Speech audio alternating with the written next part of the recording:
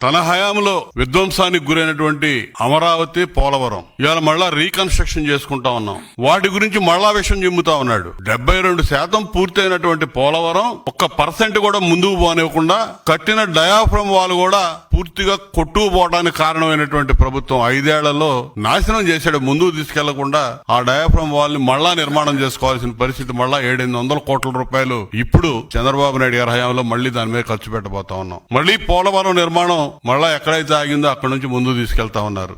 Amaravati capital సిటీకి ఆ రోజున అసెంబ్లీ సాక్షిగా ఒప్పుకొని అడ్డం తిరిగి 3 ముక్కలాడాడి అమరావతి విచ్ఛిన్నానికి కారణమైతే ఈ రోజున మళ్ళా రీకన్స్ట్రక్షన్ కి మళ్ళా చంద్రబాబు నాయుడు గారి నాయకత్వంలో మళ్లీ పునాదులు వేసుకున్నటువంటి పరిస్థితి. మళ్లీ విషయం చెమ్మటం మొదలు పెట్టాడు. ఈ 2 అంశాల మీద ఈ రోజు ప్రెస్ మీట్ లో కూడా మైనింగ్ గురించి మాట్లాడతాడు.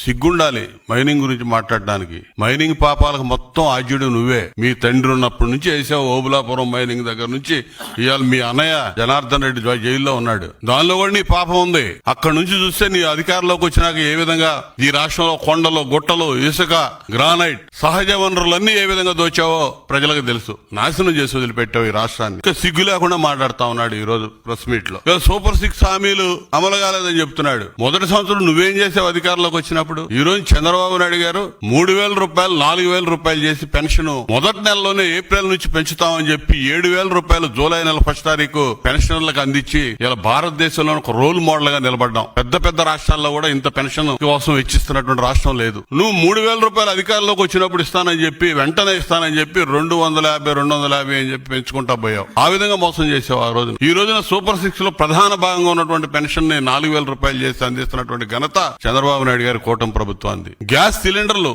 రెండో పథకంగా ఉన్నటువంటి గ్యాస్ సిలిండర్లు ఇలా 1 కోటి సిలిండర్లు మొదటి విడతలోనే అందించాం మహిళలకి.